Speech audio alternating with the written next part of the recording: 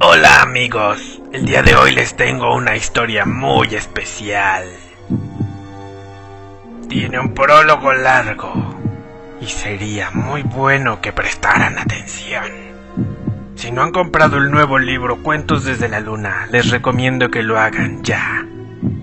Cuenta con 4 fabulosas historias que los dejarán asombrados. Uy.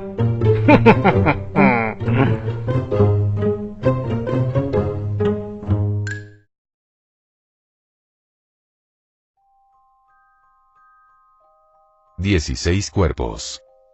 Prólogo. Tuve la extraña sensación de que el alma se me fue volando por la ventana. Y, al tiempo en que me incorporé y reconocí el mustio color de la madrugada, escuché a 2 aves disputarse algo. No pude comprender si era uno de esos salvajes rituales de cortejo. Tan solo presté atención a la hostil representación. La pelea terminó cuando uno de ellos, el blanco, se electrificó en la maraña de cables que encordaban los edificios, y se quedó pegado ahí. Tieso, unidimensional. Falso. Cerré la ventana angustiado porque todavía no podía decidir si aquel pájaro muerto tenía algo que ver con la inusual impresión que tuve al despertar. ¿Ese pajarraco era mi alma? Me pregunté. Aquel evento fue insólito.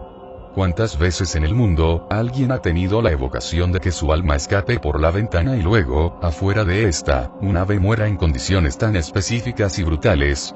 Mientras me lavaba los dientes me expliqué a mí mismo la probabilidad de que, esa avecilla se hubiese posado sobre mi pecho, trayéndome del sueño, y luego se arrojara por la abertura entre las cortinas.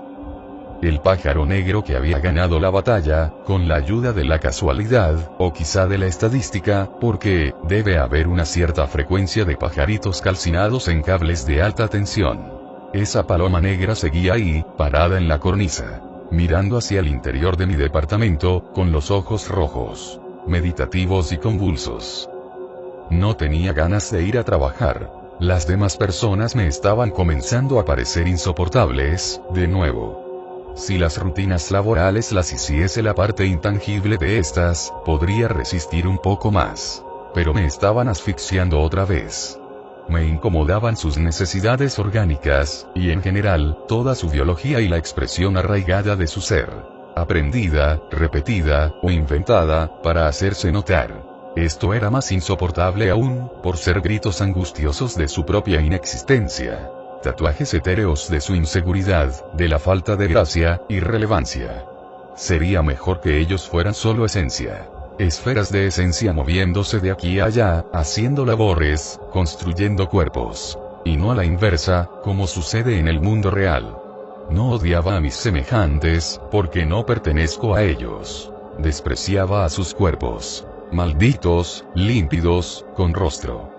Son ellos los que expresan el deseo, los que se alimentan, los que pelean, y tienen vicios, y son, en sí mismos, vicios.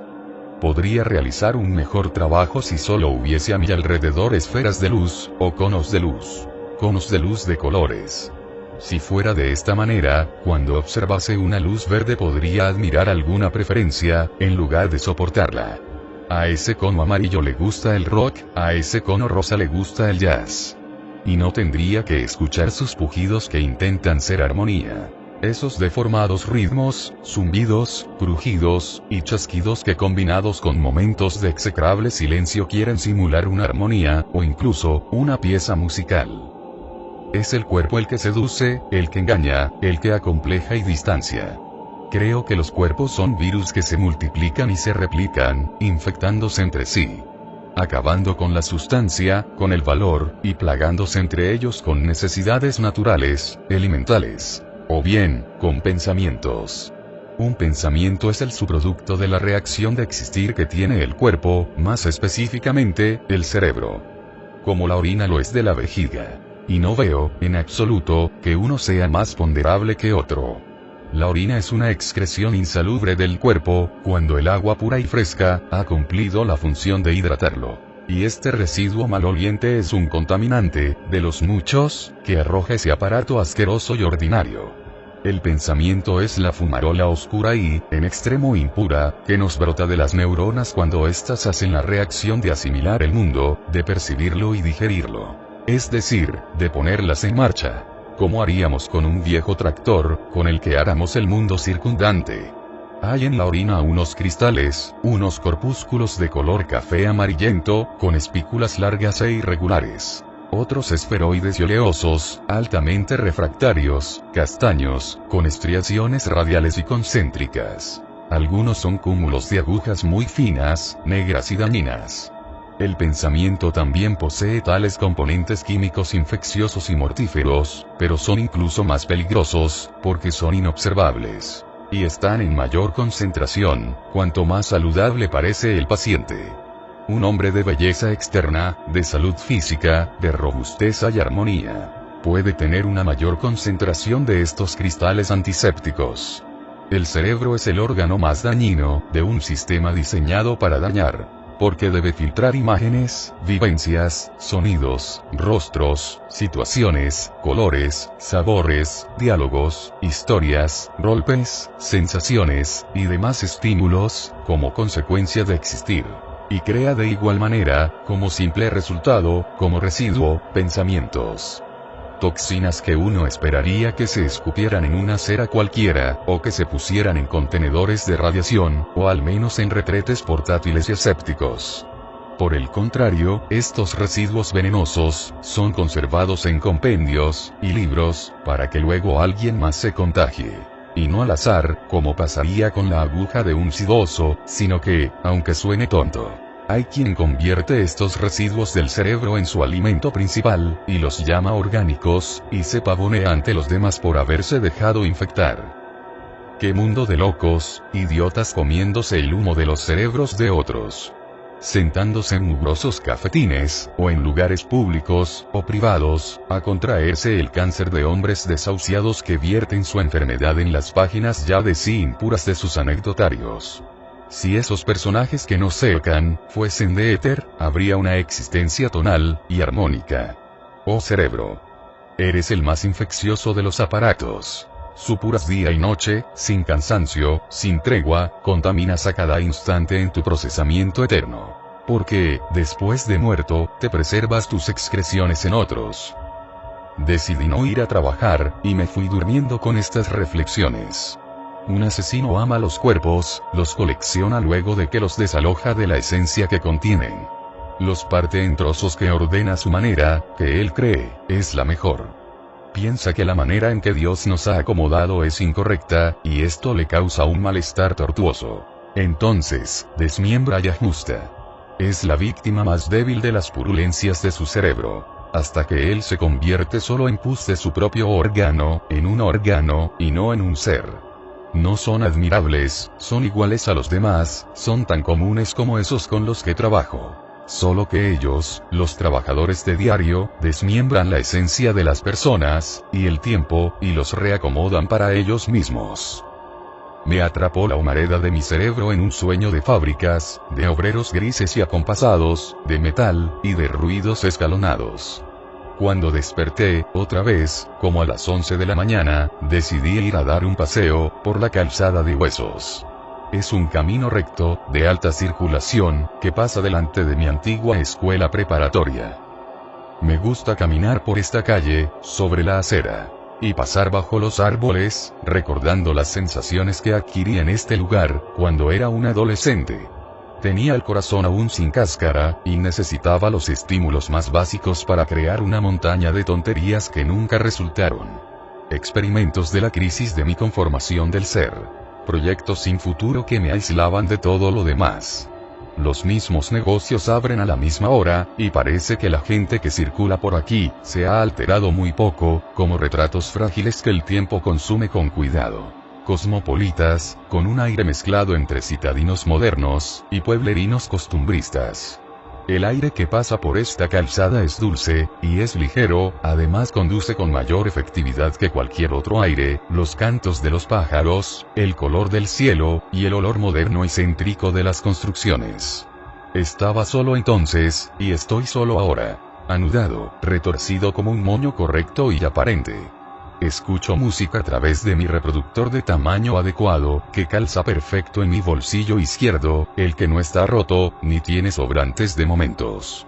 Los residuos de lo que hice me sorprenden aquí y allá, escalan por esa rampa, o brincan de la banqueta. Un residual consciente de sí mismo suspira cuando me mira y se da la vuelta, aferrado a su mochila.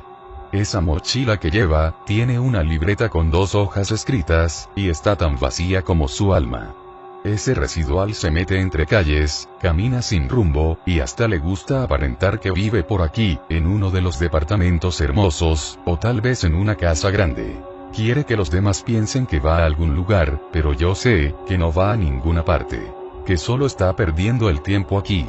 Lo despilfarra, simplemente porque tiene mucho, como dinero tiene la gente que mira en los autos, o en las banquetas, y que se hacen pasar por ciudadanos. Pequeño residual, sin dinero.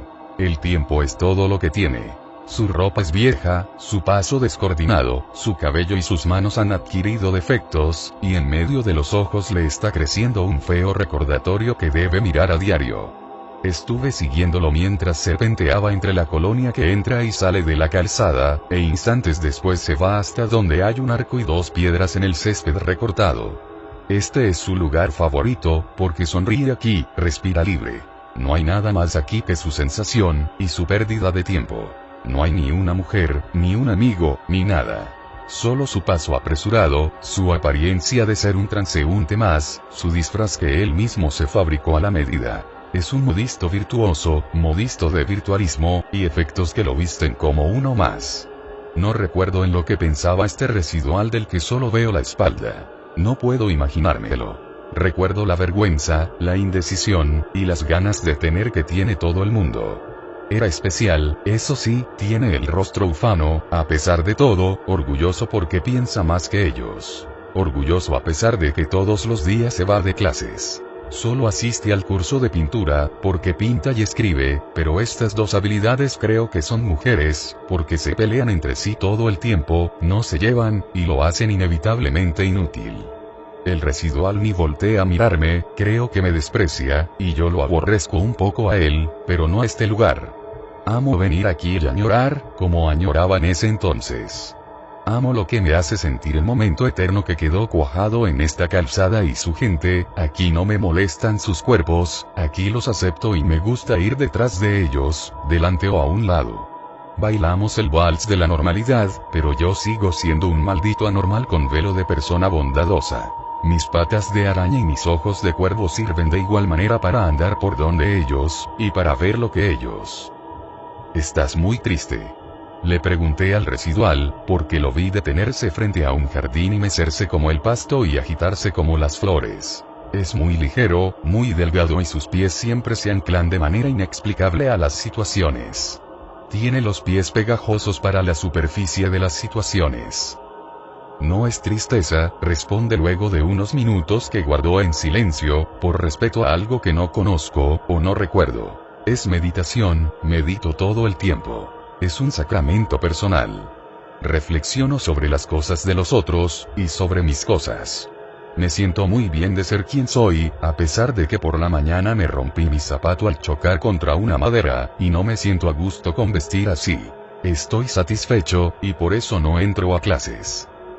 Cuando respondió esto sentí mucha pena por él. No creo que esa sea la razón por la que no entras a clases. Dime, residuo. ¿Qué es lo que te molesta tanto de las clases? Inquirí tomando su tamaño, como si hablase con un niño. Él me hizo una mueca que aún conservo en algún lugar del rostro. Le resulta sobre todo amargo explicar sus procedimientos. Es como un brujo del ocultismo del ser. Tiene la nariz de brujo. Y una sombra que no lo abandona, que lo refresca como el cuerpo de un árbol gigante que va posado sobre él todo el tiempo. Mientras los otros tienen calor, él se siente bien. Y por eso, aparte de todo lo demás, sonríe. Sonríe desde su asqueroso lugar. Pero si lleva cucarachas sobre el cuerpo, a él no le molesta, porque simplemente no las ve. Sus ojos los adaptó a mirar esta calle. Cuando me di la vuelta para dejarlo ahí contemplando algo que, por supuesto, no estaba en ese jardín, ni en ningún lugar de esta realidad. Él me siguió y, sorpresivamente, me tomó del hombro para explicármelo. Lo que no me gusta de las clases, son los cuerpos. Me gustó mucho su explicación, y no continué increpándolo más, lo lancé al viento como se lanzaría una paloma que ha hecho trucos todo el puto día. No dejé de caminar ni un instante. Es lo especial que tiene este lugar, por sobre todos los demás por donde he andado. No te permite detenerte. Hay tanto que ver, a pesar de que es una maldita calzada cualquiera. Es como una calle museo, mi museo particular. Porque las cosas que tiene, al igual que lo que estaba mirando el residuo, no están en esta realidad, sino muy lejos, pero proyectadas aquí. Se llama Calzada de los Huesos, porque en la época colonial, aquí se hallaron las osamentas secas de miles de serpientes, que murieron por causas inexplicables. Como si alguien las hubiese secado en un momento eterno. Eso no me importa, y apenas lo averigüé hace unos días. Para mí tiene otro significado, porque guarda muy bien los articulados armazones de mis momentos. Aquí mudé de piel, y me dejé un zurrón que vive y serpentea por estas calles que conectan con ella.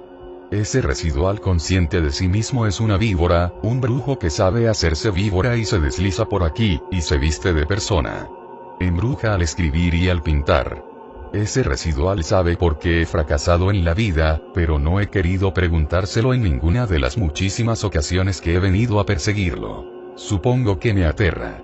Todavía tengo algo de víbora, y él tiene algo de futurista. Hice un recuento de todos los trabajos que abandoné. Eran ya 7, con este último. Las mujeres que viven en mí me arañaban, me golpeaban por dentro. Como retortijones de estómago, o infartos simultáneos, o tapaduras de arterias.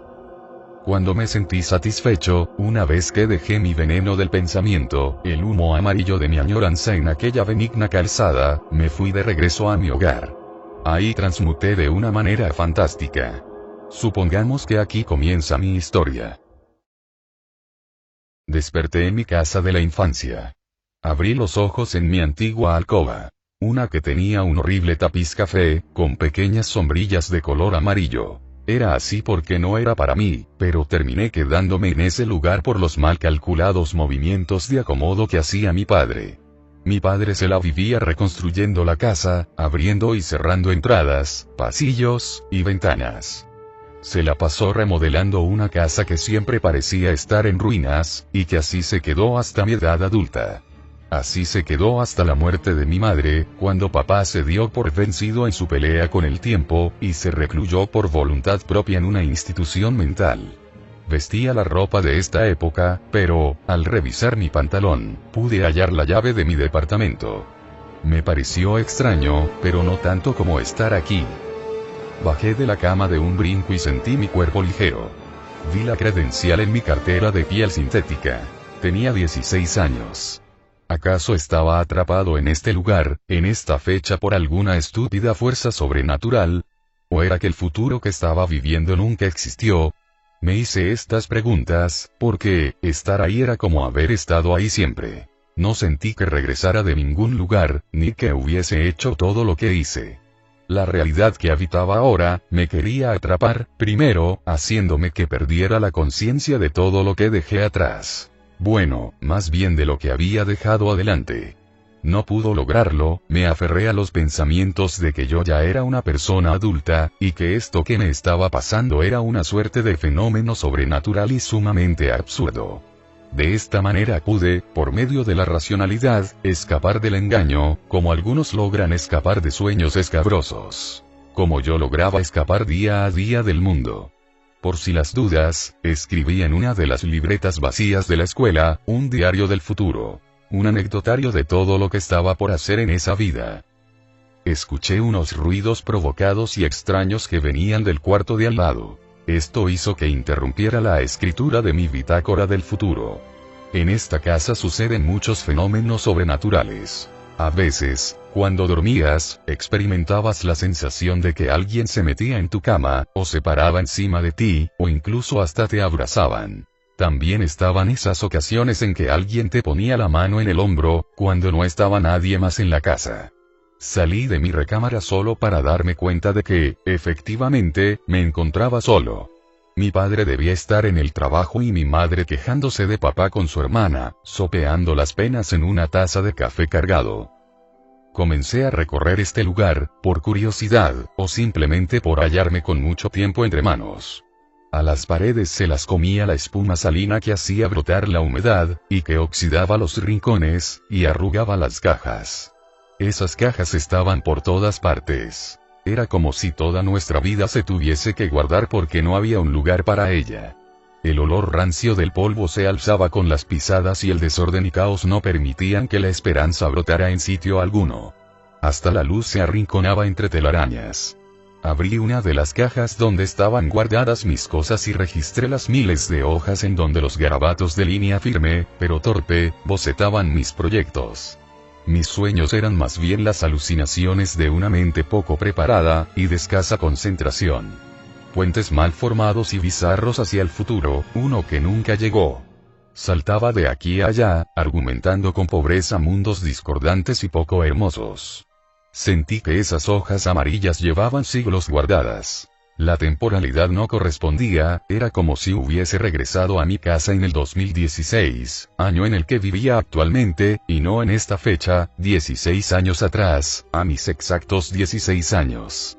Las cosas se avejentaron más pronto quizá por la suciedad, o por el rudo acomodo, que apelmazaba el contenido y lo arruinaba desconsideradamente. Entre mis papeles encontré un mapa hecho a mano por mis trazos pronunciados. El plano describía la manera de llegar a un lugar específico de la casa. Rodeando el jardín, detrás de los árboles de durazno. Ahí enterré un objeto que era valioso en aquella época. Para mí era una práctica bastante común. El esconder cosas en el jardín. Recuerdo que alguna vez enterré una botella de vodka, para que mis padres no la fuesen a encontrar dentro de la casa. En otra ocasión puse bajo tierra una pistola que me prestó un compañero de escuela. Siempre fui un gran creyente de la seguridad, de poner a resguardo esas cosas importantes. Soy cuidadoso, y manejo con especial cautela objetos de singular importancia, o esos que eran ilegales para las normas de la casa. El mapa tenía la fecha del 14 de febrero del 2000.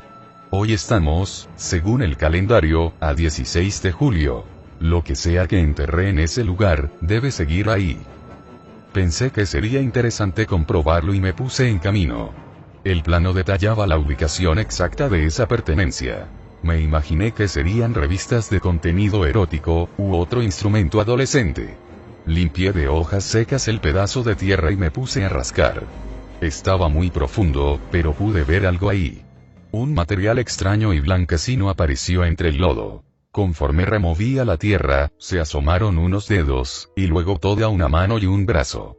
¡Dios!, exclamé cuando descubrí la mitad de aquel cuerpo. Me retiré, y caí de espaldas.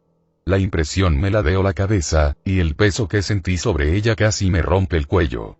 Yo no escondí eso ahí, eso era seguro. Algo muy extraño y turbio estaba pasando, pero supuse que era parte de esta farsa en la que desperté. No pude pensar en nada mejor que dejarlo ahí. Comencé a palear la tierra, pero el sonido del timbre me sorprendió. No le presté atención y seguí poniendo al cadáver bajo tierra, pero la insistencia me puso más y más nervioso. Ya casi terminaba, así que, le pateé unas hojas secas encima y fui a revisar quién tocaba a la puerta. Era Olga. Estaba hermosa, su excepcional figura se entallaba con el vestido de flores que llevaba. La primavera ya había pasado, pero sin duda se quedó en aquel vestido y en su cabello. Dudé en abrirle, pero ella siempre me gustó, y estaba intrigado de que fuese a buscarme. Me dijo que no sabía qué la llevó hasta mi puerta, pero ahí estaba. Así es que simplemente decidió pasar un tiempo conmigo. No sabía si las causalidades que me trajeron a esta época, la trajeron, a su vez, hasta aquí, o simplemente quería algo de mí. Quiso quedarse ahí afuera, así que nos sentamos en una banquita que colgaba del borde del techo, a mecernos un rato. Me sentí afortunado de tenerla a mi lado, sobre todo porque, de donde vengo, la había perdido. Luego de unos segundos en silencio, me preguntó por mi hermano. Le dije que se enlistó en el ejército, y que en su última carta, decía encontrarse bien. Le sorprendió la frialdad con la que hablaba de las situaciones, porque ella extrañaba bastante al suyo, que, guiado por un instinto romántico se fue a Europa. Le respondí que no era que no extrañase a mi hermano, pero no le encuentro utilidad a dedicarse a los sentimientos. Las personas se sientan en bancas como estas a sentir cosas, como la brisa que nos daba en el rostro, pero yo prefería utilizar eso como un fondo, como la música que ponemos cuando estamos haciendo algo más. Mientras trabajaba en mis proyectos, me ponía a sentir, y de esa manera hacía algo útil mientras extrañaba cosas.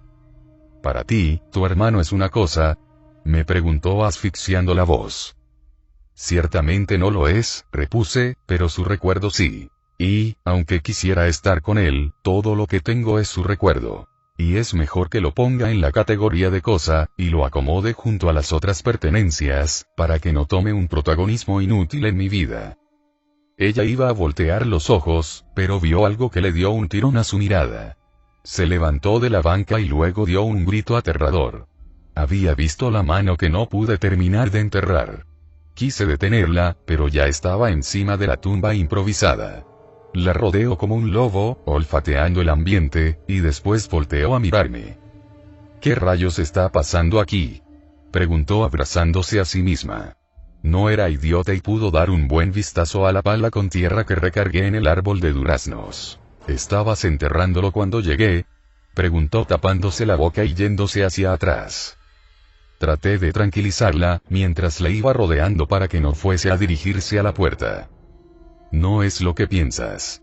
Yo no enterré ese cuerpo, solo lo encontré. Míralo, ya lleva ahí, al menos, un par de días, déjame aclararte lo que pasó. Ella inspeccionó la mano. Estaba seca y blanca.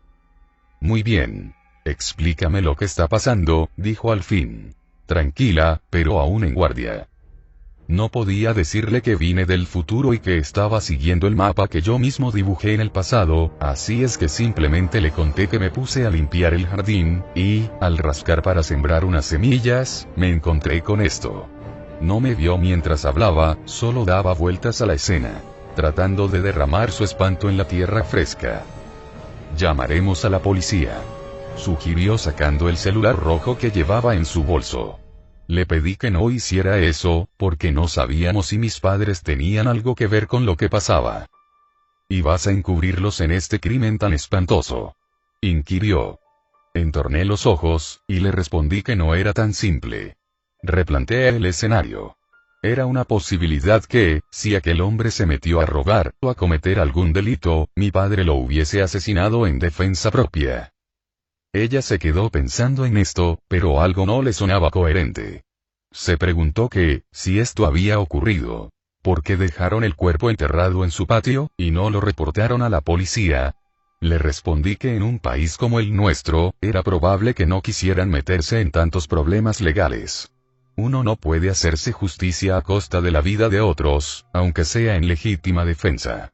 Olga terminó con las discusiones diciendo que solo existía una manera de rearmar el rompecabezas y era revisando el cuerpo. Desenterrando el delito. Lo pensé un momento, sobre todo porque no sabía si mi madre iba a regresar en algún momento. Ya eran las 2 de la tarde con 14 minutos, y generalmente no se iba por tanto tiempo. A menos que estuviese tratando de resolver todo esto. 13 minutos antes de que dieran las 3, comenzamos a excavar. Con el vestido sucio, Olga era incluso más bella, y el viento bailaba con su falda y le pasaba los dedos por el cabello. 1 hora más tarde, sacamos el cadáver. Como ella estaba en shock, yo me puse a revisarlo. Se hallaba más limpio que el cielo despejado de nubes. No tenía ninguna marca en el cuerpo, salvo algunos rasguños menores hechos por la tierra. Ni cortadas, ni golpes, o moretones. Nada que justificara su estado. Olga tenía tapados los ojos con ambas manos, pero yo le dije que debía verlo. Está limpio. Confirmó. Entonces, ¿qué le sucedió?, preguntó compartiendo el asombro que yo sentía. Le expuse la siguiente teoría que se me ocurrió. Tal vez este hombre murió de un infarto, aquí mismo. Posiblemente era un trabajador que se desplomó, sin más, sin advertencia previa. Y ellos, aterrados, y sin saber qué hacer, lo guardaron aquí, para que nada los inculpara.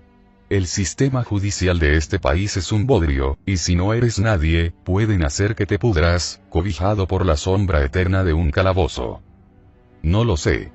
Dudó Olga, pero, ¿por qué lo dejarían aquí? ¿Y por qué le quitarían toda la ropa? En efecto, el cuerpo se encontraba totalmente desnudo, con la piel blanca, como de gallina, y una expresión inconforme en el rostro. Algo me llamó la atención en su rostro. Sentí que lo conocía, y no interrumpí mi contemplación de sus facciones. Cuando decidí que me era familiar, me fui a revisar algunos álbumes de fotos. Luego de pasar algunas, lo encontré. Como lo supuse, yo conocía a ese hombre. En vida fue mi profesor. De hecho, su clase era una de las 2 únicas a las que estuve asistiendo. ¿Por qué razón entonces, lo tenía enterrado en mi patio? Sin duda este asesinato no se relacionaba con mis padres, sino conmigo. Olga me espiaba por detrás de mi hombro. «Tú lo conocías», acusó echando los pies para atrás. «Así es», confesé cerrando el álbum, y es por eso que no puedes ir a la policía, porque, sean cual sean las circunstancias de su muerte, estas me involucran directamente a mí. Olga me miró, consternada, y después de un aterrador silencio, dijo que debíamos regresar el cuerpo al agujero de donde lo sacamos. Estuve de acuerdo y así lo hicimos. A las 5 de la tarde con 11 minutos, terminamos el trabajo. Olga dijo que se iría a dar un baño, porque se sentía muy sucia, y no solo por la tierra que le manchaba el vestido. Le indiqué en dónde estaba el baño y luego seguí revisando la casa. Si había encontrado un cuerpo, seguro encontraría algunos más. A las 6 de la tarde con 10 minutos, Olga salió de mi casa. Antes de irse, volteó la mitad de su cuerpo y me dijo: «Debes hablar con tus padres». Asentí con la cabeza y cerré la puerta.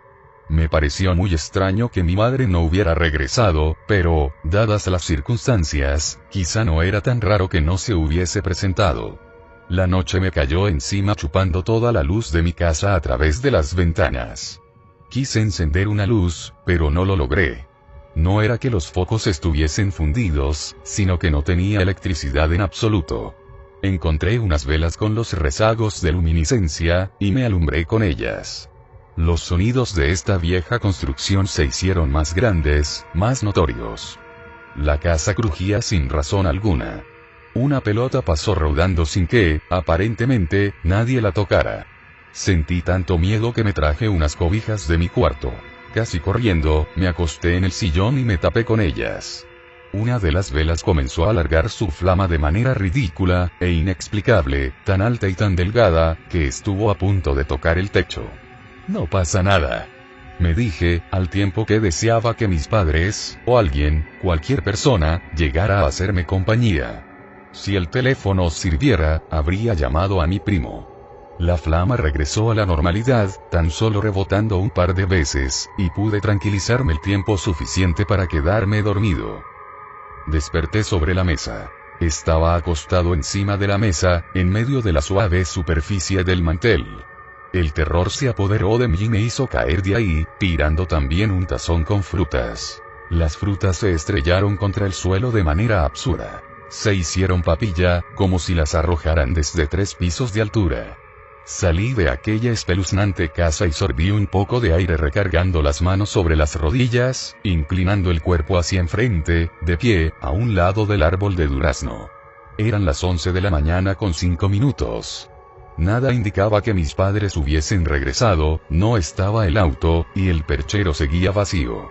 Una anomalía aún más inquietante me estaba sucediendo. Unas luces que bailaban delante de mis ojos, me hicieron parpadear y agitar la cabeza. No se fueron. Me fui a remojar la cara, pero las seguía mirando. Eran verdes y rojas, y se movían delante de mis ojos, adentro de mis córneas, dibujando círculos, o parpadeantes e incisivas, entrando y saliendo. Luego de 15 minutos, y uno más en lo que pude enfocarlas del todo, alcancé a leer algo. Las luces se hicieron letras, y decían: reúne 16 cuerpos.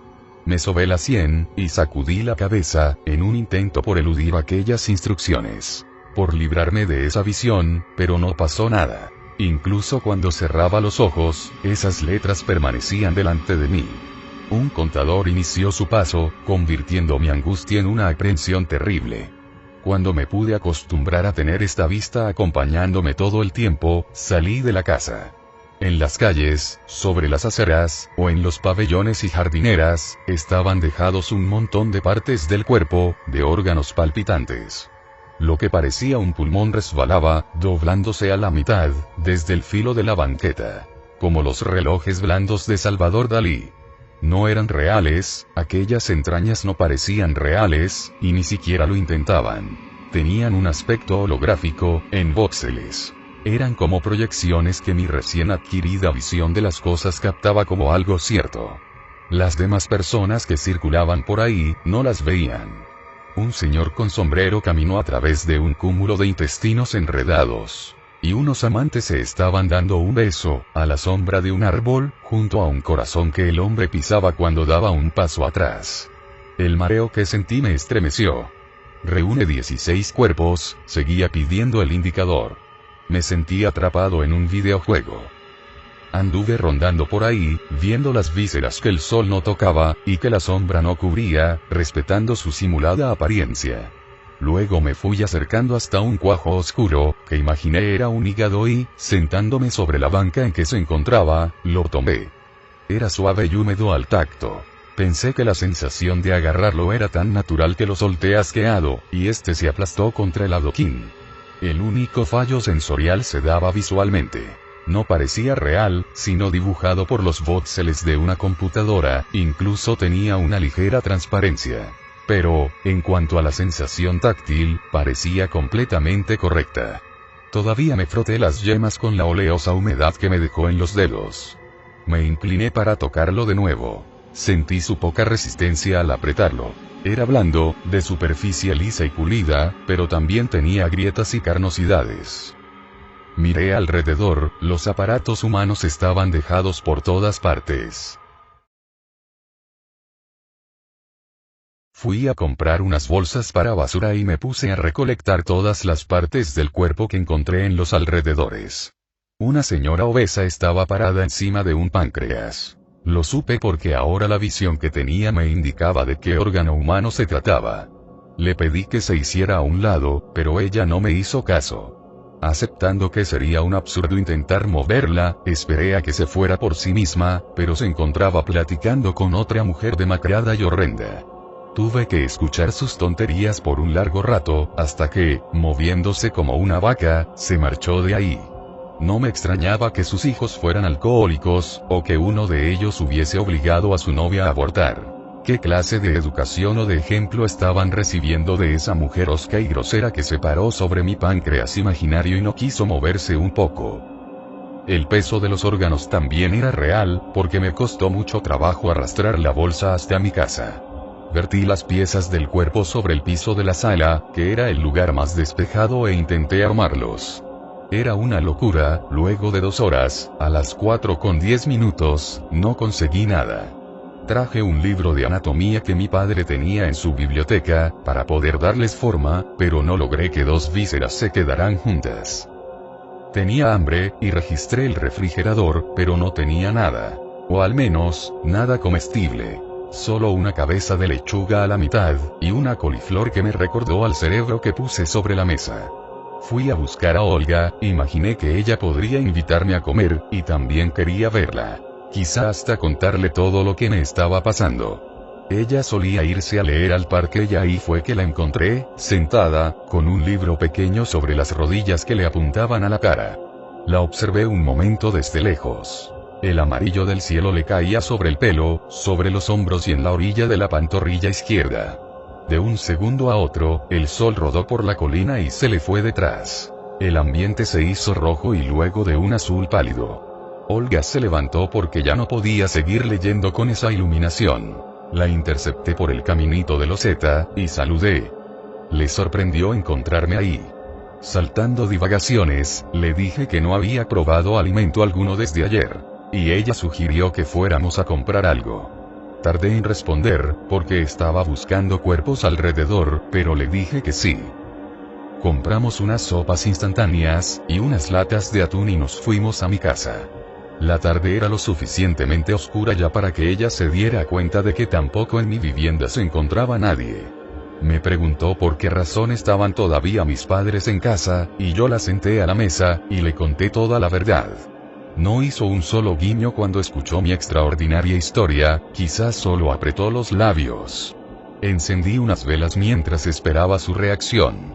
Y cuando me senté de nuevo delante de ella, me abrazó y me dijo que ahora sí era definitivo. Me estaba volviendo loco. Le aseguré que no era eso, que regresé desde el futuro por una desconocida alquimia. Entonces ella me siguió el juego con una sonrisa desconfiada. ¿Qué pasará en el futuro?, me preguntó sorbiendo los nudos de su sopa. Rearmé los acontecimientos más importantes en mi cabeza. Luego le narré una efectiva sinopsis que incluía al presidente negro de los Estados Unidos, a la caída de aquel asteroide en Pakistán, y a la muerte misteriosa y macabra de un cómico legendario del cine. No es eso lo que quiero saber. ¿Qué pasa conmigo?, inquirió impaciente. No sé si deba decírtelo, señalé terminando de pasarme los fideos, he visto en muchos lados que, saber de tu futuro puede alterarlo. ¿Y es tan bueno lo que me depara el destino que no quieres alterarlo?, preguntó haciendo un desaire con la boca, y mirando el pesado tazón que sostenía con ambas manos. Yo sabía que lo que le deparaba el destino no era ni por asomo bueno, así que se lo confesé. Te vas a morir. Olga se levantó de la silla y un rostro de preocupación y de espanto reemplazó a la sonrisa irónica. Las velas le pegaban por debajo haciendo que su aspecto fuera más terrible, más enfermo. «¿Y no pensabas decirme?», exclamó a todo pulmón. «Hace un momento ni siquiera me creías», manifesté para justificar mi desliz. «Pues ahora te creo, así es que cuéntamelo todo, maldita sea», exclamó tomando una vela y llevándose la conversación al sillón más amplio.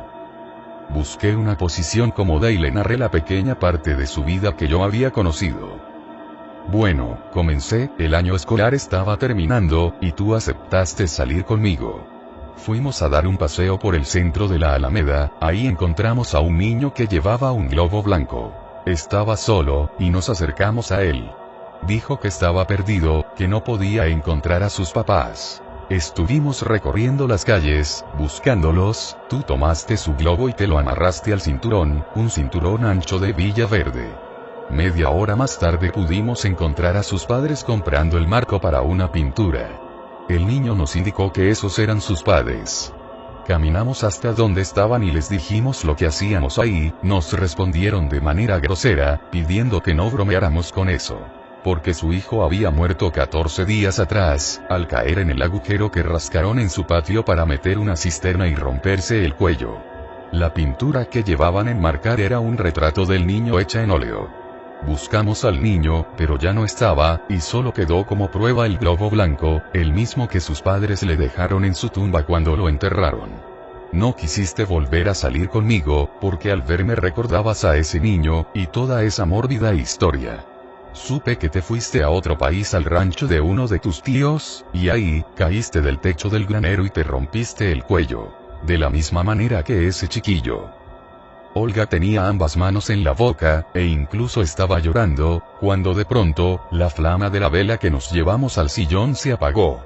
Fui por el encendedor y volví a prenderla, pero otra vez se apagó.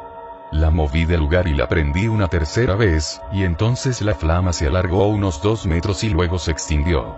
Nos tapamos con la cobija que estaba junto a nosotros y ella me abrazó. Antes de quedarse dormida dijo que toda esa historia le sonaba como a una manipulación descarada para que ella se quedara conmigo. Yo no pude dormirme tan fácilmente, porque veía esos órganos que puse por todo el suelo de la sala, esperándome y la indicación en mis ojos de juntar 16 cuerpos, y el contador que ya marcaba 11 horas y 5 minutos. Cuando Olga se recargó sobre mí, una luz se encendió en mis ojos, parpadeante. Además de un pitido en mis oídos. Una especie de radar me señaló un órgano faltante en el vientre de Olga. Al parecer no tenía el páncreas. Me indicó que se lo pusiera. Entonces levanté del suelo el que había encontrado en la calle. Lo acerqué a ella y se iluminó todavía más, hasta comenzó a agitarse. Le calzó enseguida. El contador que miraba todo el tiempo, dijo que ya solo me faltaban 15 cuerpos más. Era increíble que, en la oscuridad de la noche, lo único que se viera fuese el páncreas de intenso brillo amarillo, que acababa de colocar en ella. Olga me encontró mirando el patio por la mañana. Venía con su teléfono en la mano, y le decía a su papá que se quedó a dormir en la casa de su amiga. ¿Qué hiciste?, me dijo cuando se dio cuenta del enorme agujero en mi patio. No he sido yo, aseguré. Pero ella me interrogó con la mirada. Cuando desperté y salí al patio, alguien ya lo había desenterrado, y se lo llevó consigo. ¿Y quién iba a saber que un cuerpo enterrado ahí?, preguntó ya perdiendo la calma. No lo sé, opiné, tal vez, mis padres. ¿Acaso crees que tus padres regresaron solo un momento para recuperar el cuerpo e irlo a perder en algún lugar, tal vez tirarlo en un río?, inquirió Olga registrando el agujero. Lo pensé unos instantes. Es la única posibilidad que vislumbro en este momento. No me presiones, dije acuclillándome en medio del jardín. Quería sacarla de mi espalda. Olga revisó los hechos, y dijo que era poco probable que ellos hubiesen estado escondiéndose todo este tiempo y luego regresado a la escena del crimen sin decirme absolutamente nada. Siempre parecieron buenas personas, y sobre todo buenos padres. Respiré un momento para no gritarle que me dejara en paz y luego le respondí. Mis padres normalmente harían eso, pero con todo lo extraño que está pasando, exclamé, pero ella me detuvo. Vamos. ¿Vas a seguir con la locura de que regresaste del futuro?, preguntó. Aunque no viniera del futuro, ¿no te parece suficientemente extraño lo que está pasando? Un cuerpo inmaculado, sin heridas notorias, estaba enterrado justo aquí. Señalé ahogando un deseo de arrojarla a ella a ese agujero. Olga recapacitó. Creo que tienes razón. ¿Y qué sigue ahora? Bueno, contesté atándome las agujetas de los tenis, yo tengo que reunir los 15 cuerpos que me faltan. Quizás si lo hago, todo vuelva a la normalidad. Olga volteó a mirarme.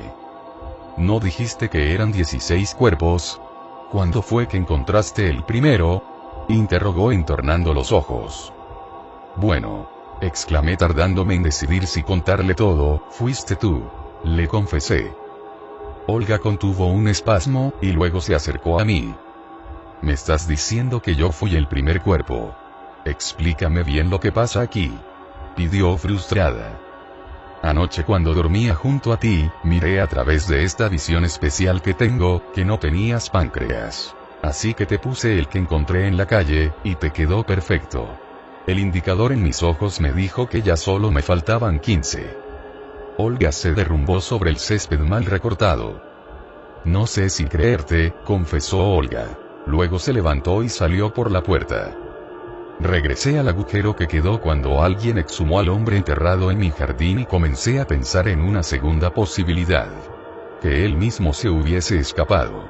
La tierra parecía estar rasgada desde adentro porque la humedad de la misma se encontraba por encima. Además quedaron, en el filo del agujero, marcas de dedos, y una buena huella de un pie descalzo grabado en la tierra removida. Volví a mirar la foto de mi álbum. Ese hombre era mi antiguo maestro de filosofía. Su hijo y yo solíamos ser buenos amigos hasta aquel día. El número de su casa lo tenía en la parte de atrás de la foto. Me fui a la calle y pedí unas monedas a las personas que pasaban por ahí. Luego marqué desde un teléfono público. Me respondió la voz de Sandra, la hermana de Edgar. Le pregunté por su papá, sin identificarme. Y dijo que tenía 3 días sin aparecerse por ahí. Alcanzó a decirme también que esto no era extraño pues solía irse quién sabe a dónde y luego la llamada se cortó. Sabía dónde vivían, y algo me decía que el profesor de filosofía era uno de los 16 cuerpos que tenía que completar con uno de los órganos que tengo regados por todo el piso de mi sala. Al salir a la calle, Olga me sorprendió. Dijo que quería venir a verme porque le incomodó ver ayer cuando se iba, a un hombre vestido con una gabardina, un sombrero negro, y un paraguas de color amarillo estridente. Lo más inquietante, si es que la descripción no parecía ya lo bastante mórbida, era que llevaba una máscara de calavera. Le dije que me encontraba bien, y que no lo vi en ningún momento por ahí. Esto la tranquilizó. Dijo que estaba dispuesta a creer en mi loca historia y a ayudarme en lo que fuera posible, así que nos fuimos a la casa del profesor, para saber más de él, o para localizarlo. Tocamos a la puerta, y nos respondió su hija, diciéndonos lo mismo que me había dicho por teléfono. Cuando estábamos regresando al bulevar que nos llevaría a la casa de Olga, vimos, detrás de un árbol, espiando la casa, al profesor. Iba vestido a medias, con una camisa que le arrojó a los arbustos un alma caritativa. Corrimos hasta él, y yo lo saludé afectuosamente. No tuve el valor de entrar. Confesó, ¿qué les iba a decir? Ni siquiera tengo pantalones, agregó. Olga se dio la vuelta. Le pregunté lo que estaba pasando, pero no me quiso decir nada, sobre todo se le veía asustado, y paranoico, pues volteaba constantemente y se cuidaba las espaldas. Cuando me acerqué a él, mi visión especial me indicó que le faltaba un pulmón. No noté esto cuando lo saqué de la tierra, tal vez porque no estaba vivo, si es que lo estaba ahora. Supongo que tampoco los quise poner en peligro. Porque corran peligro con mi presencia. No sé qué hago aquí. Creo que quería ver a mi hija, exclamó y luego sacó un cigarro de la bolsa de la camisa y lo fumó. Profesor, debe venir con nosotros de regreso a mi casa. Declaré sin tanteo alguno. El maestro se rascó la cabeza, mientras miraba para atrás, y luego me echó el humo en la cara. De ninguna manera. Manifestó rascándose ahora los brazos y el rostro. No vi más opción que relatarle lo que me estaba ocurriendo. Cuando terminé mi historia, el catedrático, perdiendo el dramatismo, se desternilló de risa, extinguiendo su carcajada solo por la tos que le ocasionaba el cigarro. Es una muy mala historia, declaró. Tal vez, si la hubieses condimentado con un poco de simbolismos, unos cuantos personajes alegóricos, o paralelismos de clásicas epopeyas, habrías atraído mi atención. Sin esto no es más que un vodevil de revista.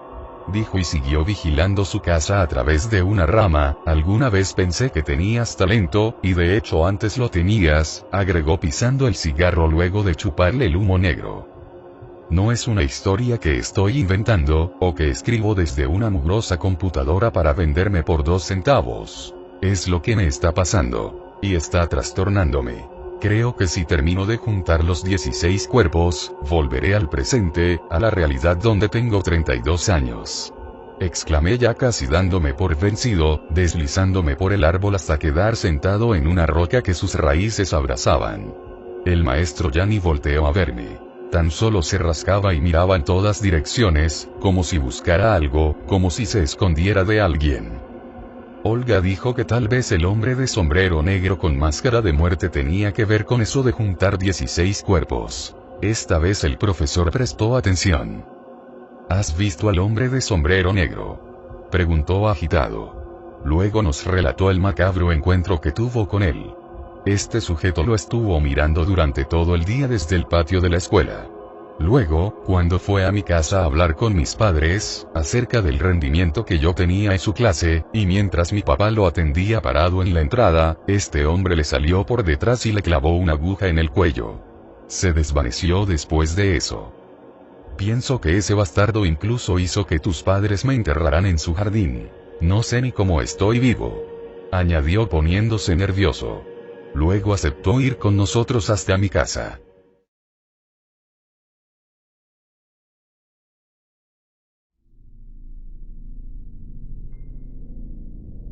Llegamos a mi casa cuando la tarde ya estaba en sus 3:13. Estuve buscando entre los órganos que tenía hasta encontrar el pulmón y ponérselo. Tal y como hice con Olga. Ella miraba azorada, y como no veía lo que yo veía, el proceso le pareció curioso. ¿Listo?, exclamé. El profesor nos hizo notar que incluso su tos se había ido, así que pudo seguir fumando. Ahora es cuando tu relato debería de presentar alguna contorsión, u hallazgo. Porque me parece que todo está sucediendo de manera llana. Le falta sabor, señaló el maestro levantándose del sillón.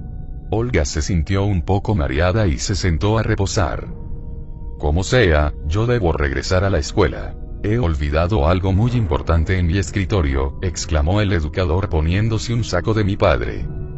¿Qué es tan importante como para salir, si es que dice tenerle tanto miedo al hombre de sombrero negro que lo dejó inconsciente y lo enterró en el jardín?, preguntó mi amiga sobándose la sien, sin levantarse de su lugar. Es una libreta, respondió el maestro ajustándose la corbata. No pudimos entender por qué esa libretilla podría tener tal importancia, pero enseguida nos explicó que el director de la escuela donde también era catedrático, un importante instituto de arte, podría estar malversando fondos. Él recibió una llamada anónima que le daba todos los datos de la cuenta, y los había anotado en esa libreta. No pensó ni por un momento que fuese cierto, hasta que empezó a ser seguido a todos lados por ese hombre de máscara de calavera. Era seguro que fuese un matón enviado por el director para llegar hasta la información. Además le confiscaron su computadora. Esa libreta podría ser el seguro de vida para él y su familia, si es que el director tenía aquellos manejos tan turbios. Estuvimos de acuerdo en ir con él hasta mi antigua escuela, porque ahí estaba guardada la libreta, en el segundo cajón de su escritorio. Sobre todo porque mi proyecto de los cuerpos estaba detenido, no pude pensar en más pistas y el indicador me decía que aún me faltaban 14, gracias a mi maestro. La escuela estaba tal como la recordaba. Enormes arces custodiaban los 4 flancos y los patios siempre húmedos y los pastos bien recortados, le daban el aspecto de una pequeña universidad. Vigilando bien que nadie nos estuviese siguiendo, llegamos hasta su oficina, que dejó cerrada con llave antes de irse. Tomamos su libreta y nos estábamos yendo con singular prisa cuando Olga nos detuvo de golpe. Nos asomamos por el balcón que quebraba las escaleras. Ahí, parado en medio del patio, estaba ese hombre extraño de máscara de muerte, con su pequeña sombrilla de un color amarillo pálido deteniendo la luz del sol. Para empeorar las cosas, Olga se desplomó sobre los escalones y dijo estar perdiendo movilidad. Unos segundos más tarde, estaba convertida en una especie de muñeco sin emociones ni movimiento que miraba al vacío y respiraba casi imperceptiblemente. Se ha hecho un cuerpo, dije sin notarlo. El profesor me miró con extrañeza, y luego dijo que mi alegoría era un tanto inadecuada, y finalmente incorrecta. Debes sacarnos de aquí. Me suplicó sudando copiosamente, o al menos llévale esta libreta a mi familia, y diles de qué se trata todo esto. Ni yo mismo lo entiendo. Le dije pensando que todo era como una tonta pesadilla. Tuve la idea de traer uno de los carritos donde transportan la basura, y meterlos ahí, en los 2 contenedores de lámina. Estaba pensando rápido, pero parecía que al menos, pasábamos inadvertidos para ese hombre. Era muy delgado y extrañamente macabro. Sostenía la sombrilla sobre su cabeza, delicadamente, y no se movía. Estaba absorto en su labor de vigilancia. Las rueditas del carrito rechinaban con cada paso en un día tan callado que se podían oír los suspiros. Los alumnos se movían por ahí llevándose el ruido consigo. Ya casi llegábamos a la puerta de salida, pero vi órganos regados en la orilla de la reja, al otro extremo del patio. Tenía que juntarlos, de otra manera no saldría de esta época. Recargué el carrito junto a otros contenedores de basura y corrí hacia las vísceras. Pude escuchar que mi maestro protestaba. Eran muchos órganos, así que también busqué una bolsa en la que llevarlos. Cuando estaba juntando el último, vi como el hombre de sombrero negro caminaba hasta los botes de basura que dejé, girando su sombrilla sobre el hombro izquierdo. Pensé en correr tras él, pero mejor me agazapé sobre el césped. El inusual hombre tiró algo en el cesto, junto al que dejé recargados los tambos de basura. Cuando dio unos pasos para alejarse, casi respiró aliviado. Pero enseguida se dio la vuelta y regresó para asomarse en ellos. Tomó al profesor del cuello y lo levantó. Este se sacudió, yo iba a ponerme de pie, pero estaba paralizado por la impresión. El hombre del sombrero, recargó su sombrilla, sacó una jeringa y volvió a adormecer a mi maestro. Sacó también a Olga y, llevándose ambos cuerpos, salió de la escuela. Mi visión especial no me indicó nada. Tan solo que me faltaban 14 cuerpos, así que los dejé irse. Saqué la libretilla, en donde tenía la información y la guardé de nuevo adentro de mi chamarra. Como la calzada de los huesos pasaba por detrás de mi escuela, decidí recorrerla para ver si encontraba más partes de cuerpos. Curiosamente encontré un montón de osamentas.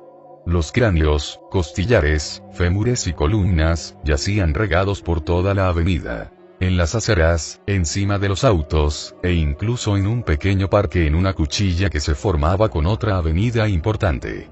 una niña se balanceaba en el columpio, sin saber que a un lado de ella, un cráneo se balanceaba también.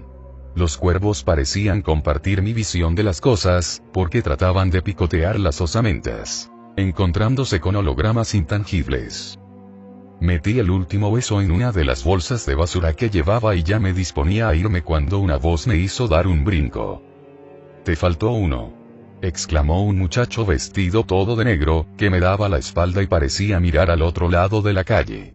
Al darse la vuelta, vi que tenía en la mano otro cráneo, esbelto y alargado. Y vi también que era ese residual que dejé olvidado en este lugar. Era yo mismo. Caminé hacia él y le pregunté si podía ver todo lo que yo veía. «Es evidente que sí, porque te estoy ofreciendo un hueso que estabas olvidando. Lo desenterré, nunca lo hubieras visto», se quejó arrojándome el cráneo.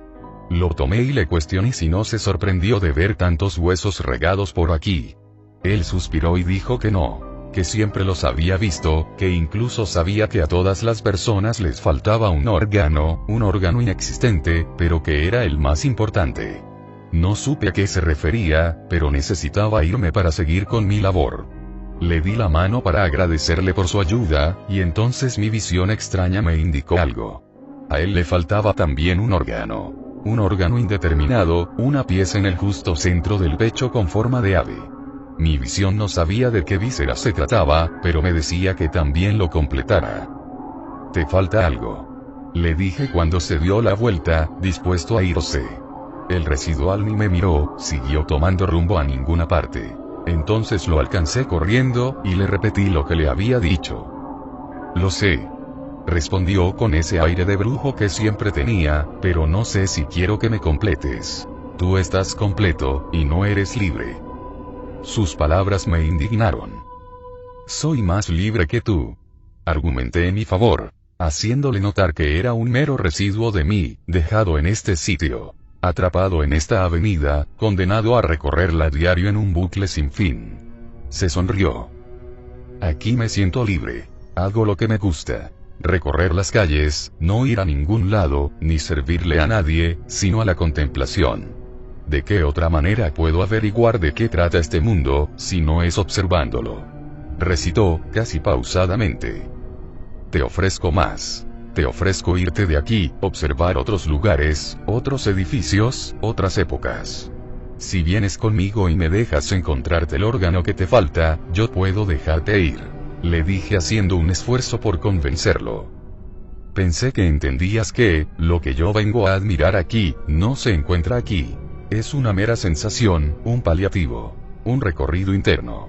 Observo el tiempo, la telaraña del tiempo, y a todos forcejeando con ella. Yéndose, pero caminando en bucles sin fin, creyendo que van a alguna parte. Yo sé que no voy a ningún lugar, y juego a que voy, cuando en realidad me río de todos», respondió. «¿Y no quieres lograr nada?», lo interrogué también cercándolo con mis pasos firmes de hombre adulto, aunque mi aspecto fuera el mismo que el de él.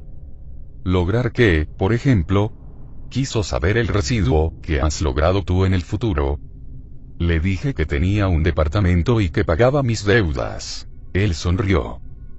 «Te voy a ayudar, porque estás peor que yo», exclamó mirándome con lástima. Me siguió hasta donde estaban los costales llenos de huesos, y me ayudó a cargarlos hasta mi casa. «Hace años que no vengo aquí», exclamó al entrar. Se asombró al ver la cantidad de órganos que tenía por todo el piso, y también por lo vieja que se veía la casa. Estuvimos todo el día armando los cuerpos. Ahora que teníamos las osamentas, era mucho más sencillo encontrarles un lugar, una forma.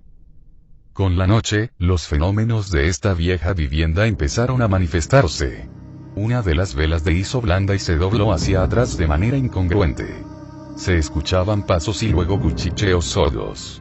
El residual me dijo que esos eran otros seres atrapados en este lugar, de igual manera que él se había quedado en la calzada de los huesos. Pero estos eran hostiles, querían hacer, y en consecuencia dañaban la realidad.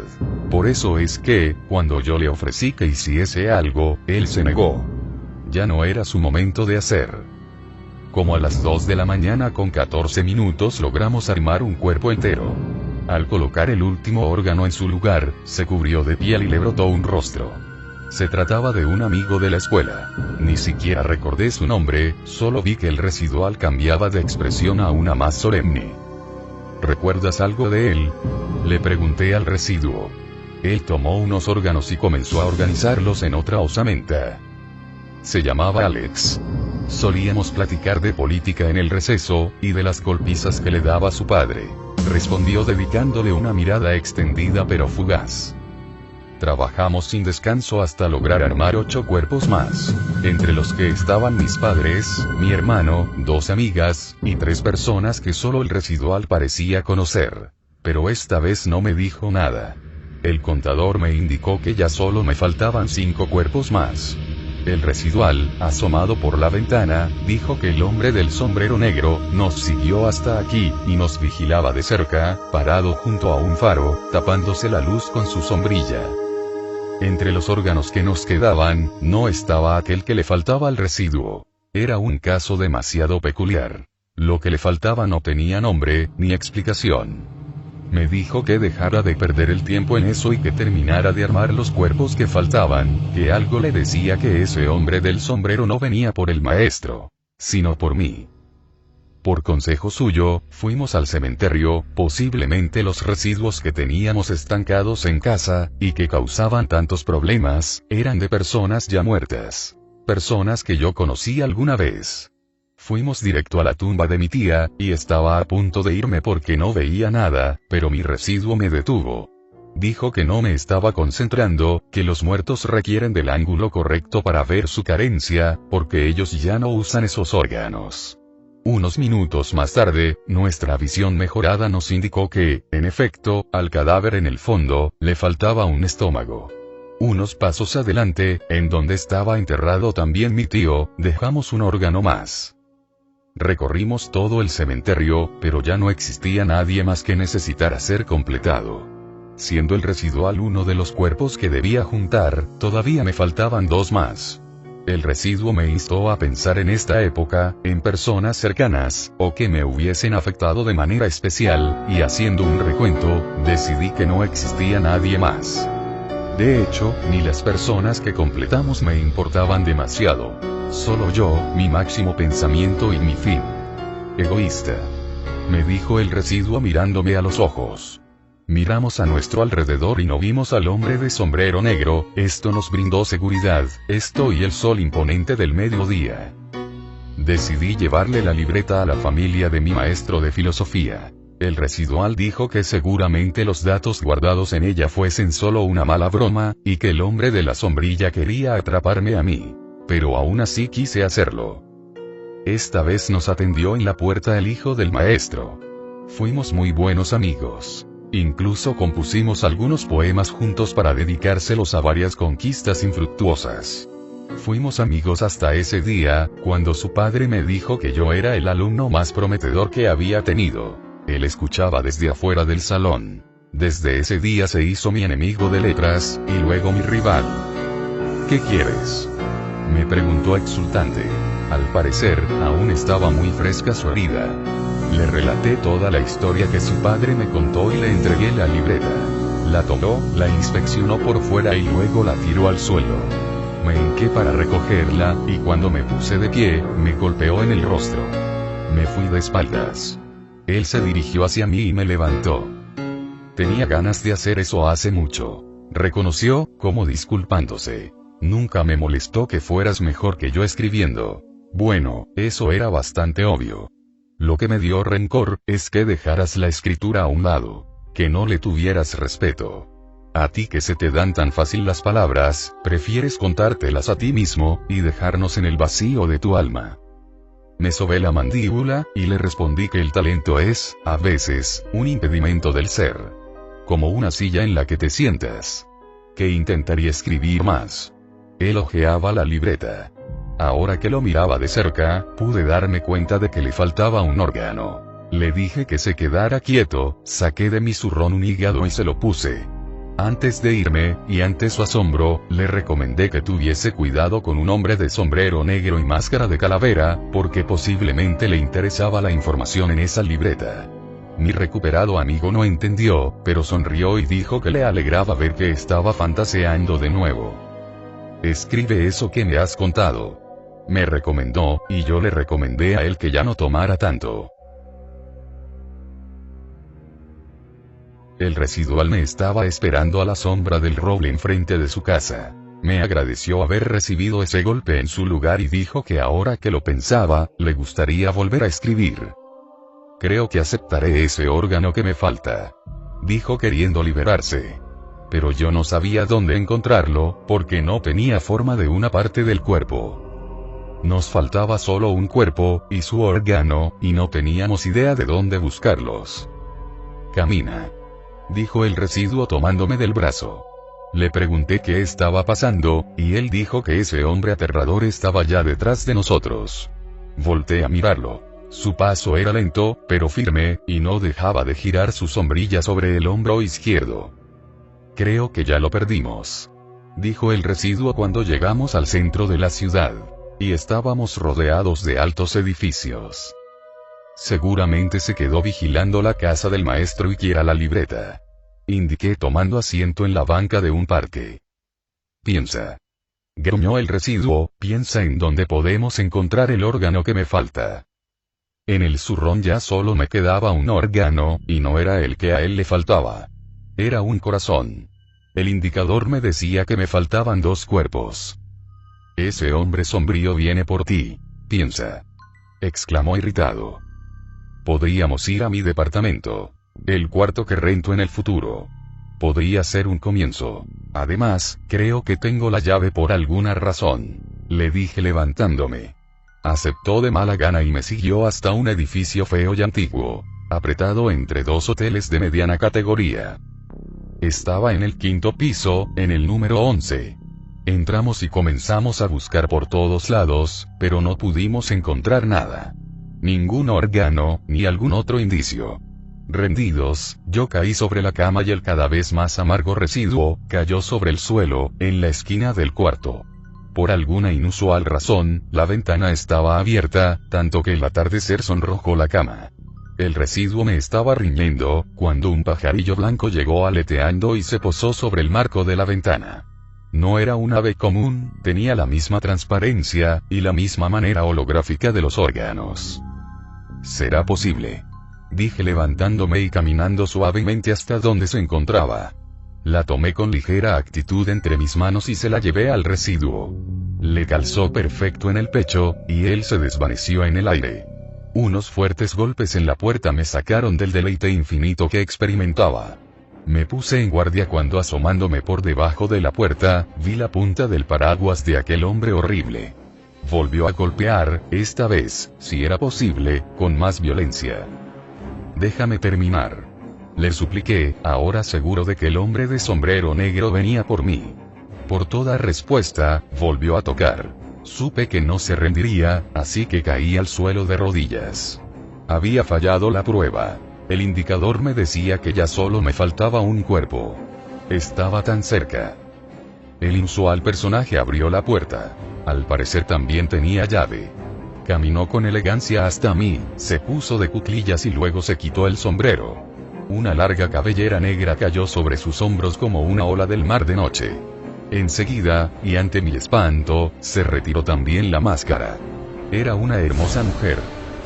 Dámelo, me pidió con voz clara y dulce.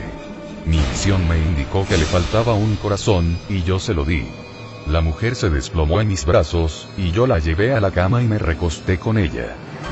Desperté en esa misma cama, pero 16 años después. Mi rostro estaba maduro y todo eso que viví, era ya solo un vago recuerdo. No sé si lo logré, si cumplí la misión, o si solo desperté de un insólito sueño. Me puse la corbata y me fui al trabajo. Ese mismo día renunciaría. Así lo hice, terminé con el proyecto que tenía y a las 6 de la tarde con 11 minutos, entregué mi renuncia a mi jefe. Salí complacido de haberlo hecho, aun cuando no era el primer empleo al que había renunciado. Y me fui a mi departamento invadido por una alegría culpable. Cuando estaba ya cerca de mi edificio, empecé a notar que alguien caminaba detrás de mí, y se detenía cuando yo me detenía. Me detuve un largo tiempo, y quien fuese que estuviera a mis espaldas, caminó y se puso detrás de mí. Buenas noches, Residual. Me saludó con una voz ronca. Tiré el portafolios que llevaba en la mano, y ya enojado me di la vuelta para verle la cara. Era mi yo de una época adelantada. Se veía viejo, con el cabello cano, pero con mis ojos brillantes y activos. Yo no soy un residuo. Le respondí, alegando demencia. Sí lo eres, confirmó, te quedaste aquí cuando nuestra novia de esa época se inyectó aire, y se dejó morir de un paro cardíaco. Estaba cansada de esperar tu éxito, que nunca llegó. Tú solo sabías renunciar. Y renunciaste incluso a seguir adelante. Aquí te quedaste. Oh, pobre Residual, espero que un día encuentres la salida. Exclamó y siguió su camino. La noche levantó una extraña bruma que brotaba de las alcantarillas, y yo me perdí en ella, traté de desvanecerme en ella, pero solo pude llegar hasta mi edificio, y entrar a mi departamento. Aquí seguiré anclado. Tú que sabes mi historia, y que me escuchas. No te quedes en los momentos.